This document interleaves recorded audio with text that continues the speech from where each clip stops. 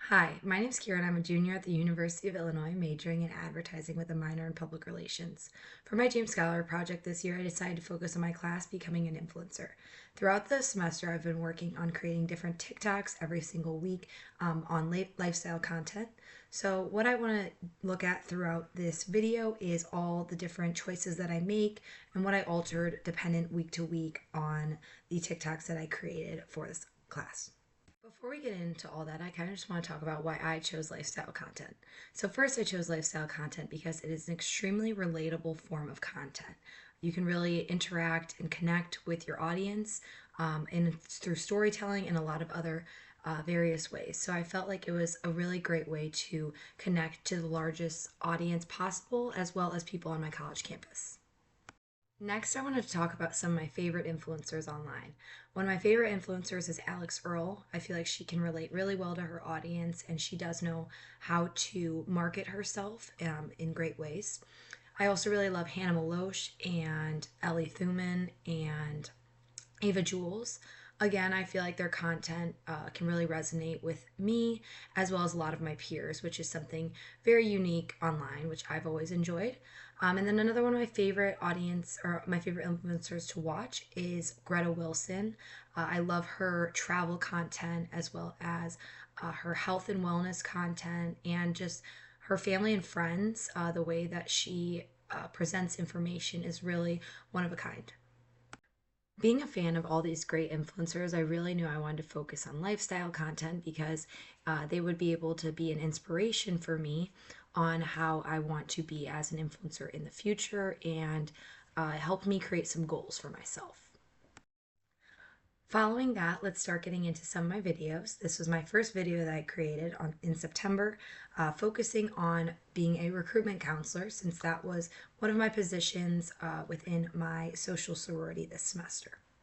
'Cause when the loving starts and the lights go down, and there's not another living soul around, you woo me until the sun comes.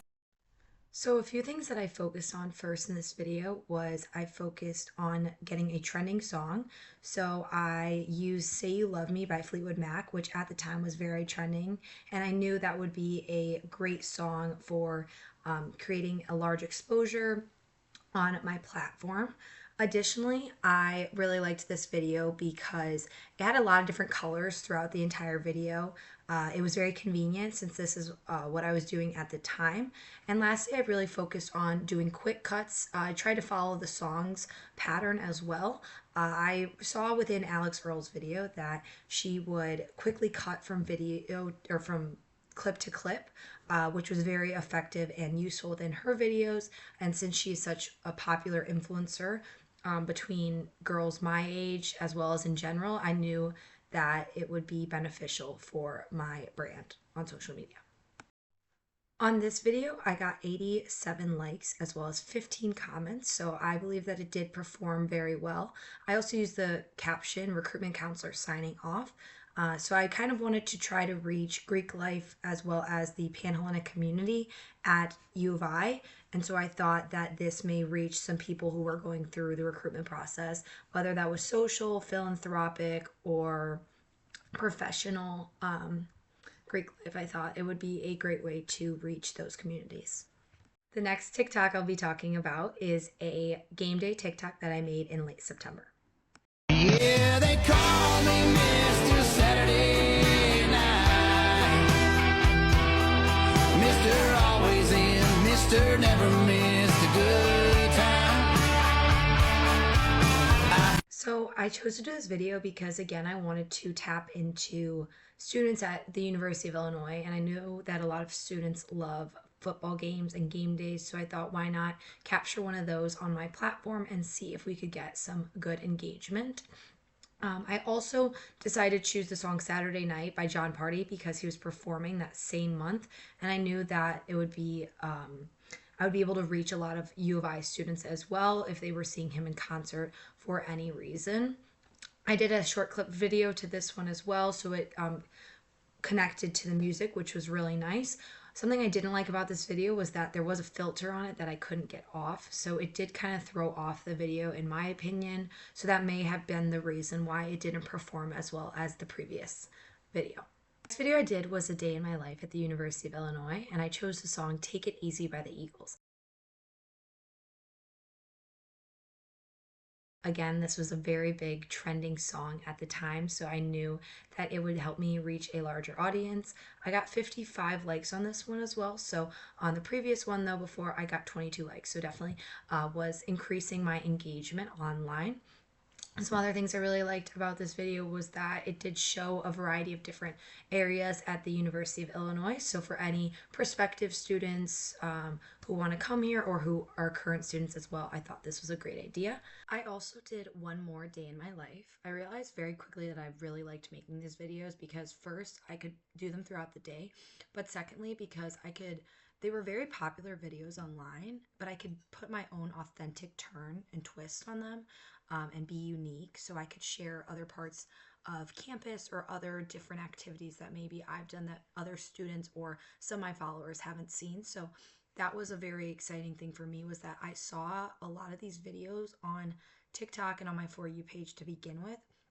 And I loved engaging with them, but I was able to kind of twist it in my own personal way. On this video specifically, I again focused on the song, but I also focused on the captions. So I started realizing that I needed to do more captions related around U of I, because that was kind of the audience that I was trying to get towards, since most of my content was very relatable to those individuals. For this song, I used Fate of Ophelia by Taylor Swift. Again, one of the most trending songs at the time. There was a trend going on TikTok, so I thought I had to dive into that. The next video I did was another short clip video in October to the song Better Days by Zach Bryan and John Mayer. Gonna find the time to realize I'm in deep on better days. Something I focused on to progress myself as an influencer in this video was that I focused on creating a shorter video to see if that was something that my followers would better engage with. Since a lot of my videos were around 15 to 25 seconds, this one was only about 9 seconds, so it was a lot shorter, so I wanted to see if I could produce more likes and comments and boost my page from that. Something else I did different was I didn't choose the song this time. I let TikTok choose it. I knew that TikTok typically picks, again, popular songs, so I wanted to give that a try out. The next video I did was a short clip video to the song Go Back by John Summit. Again, this was a very popular trending song in October. When I hear that sound and the lights go down, I wanna go back, I wanna go back, I wanna go back, I wanna go back, I wanna go back, I wanna go back, I wanna go back. Something I really liked about this video is that it was very fast. It was also very engaging. I also think with people on TikTok, they're not going to watch for very long because we do have short attention spans. However, this video, since the clips were very short, it didn't feel like a 15-second video, even though it was. It felt a lot quicker, which also would create more views. The next video I did was very similar to the day in my life, so it was a lot of different photos on one screen. So you got to see a different variety of images, which I think is very exciting and engaging because you do keep swiping. And it was to the song Love Like This by Kodaline.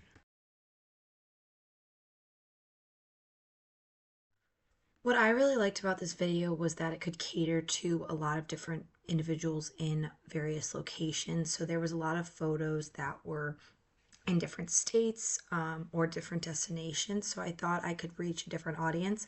However, this video didn't perform as well as I had hoped it to. I think the song that I chose, since it wasn't a trending song, it was a little bit too niche for my audience, so it wasn't as popular on most regular platforms. The last video that I did, my most recent TikTok was to a song called See You Later, I'm Gone. This was another song that TikTok did choose, and this was in November. An aspect I really enjoyed about this specific video was that I focused on captions, so I used hashtag Savannah Georgia, I used hashtag Savannah Bananas, also because the Savannah Bananas are a very big trend on Instagram, TikTok, and kind of all of social media through their funny dancing videos at their baseball games.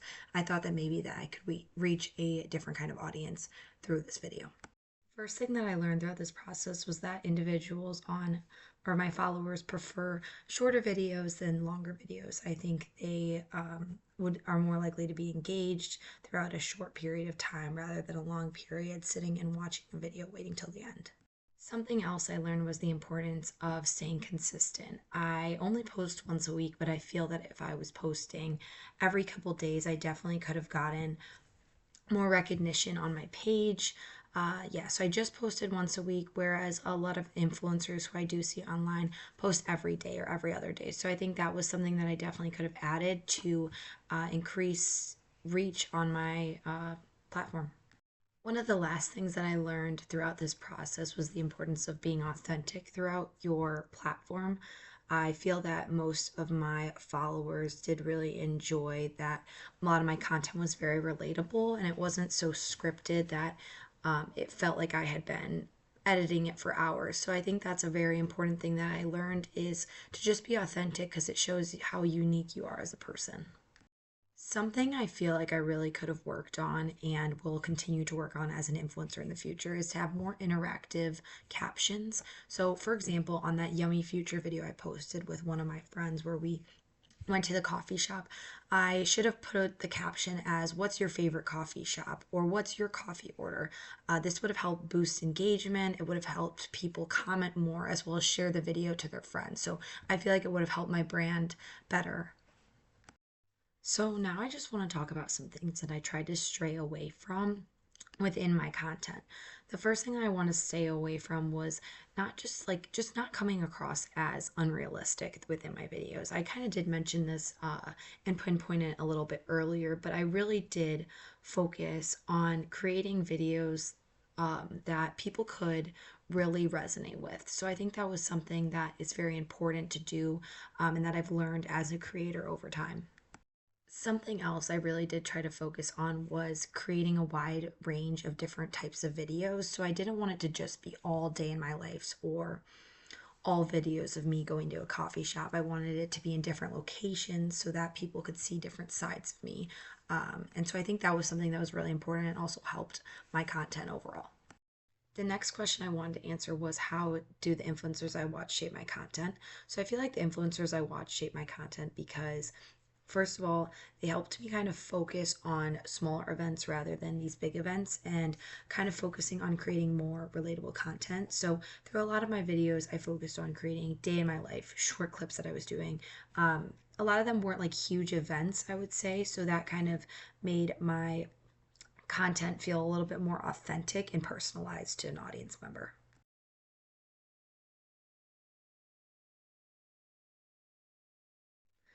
Another huge takeaway from the influencers was everything that goes into a video. All the different pieces of it are so vital to its performance and engagement and how it will do overall once you post it.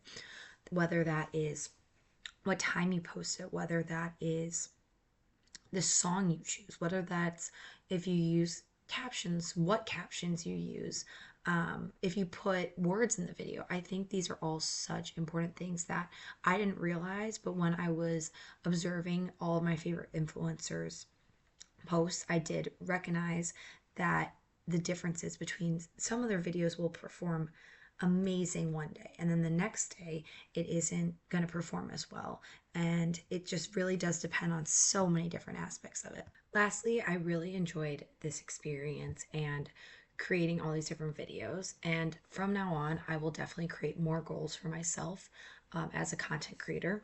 And I would love to also collaborate with other micro influencers so that we can boost engagement on each other's pages.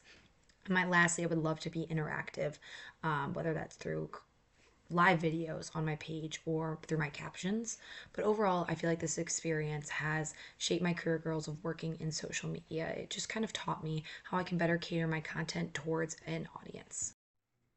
Additionally, I did learn that social media is something that's always changing. It's always adapting in every shape or form. A trend that's popular one day might not be popular the next day, and every single person has a different social media. I might see one thing on my social media, but another person next to me may see something completely different. So this is kind of helped me emphasize the importance of building trust as well as building connection throughout your personal brand. But I had a great experience completing this class and doing this content creation.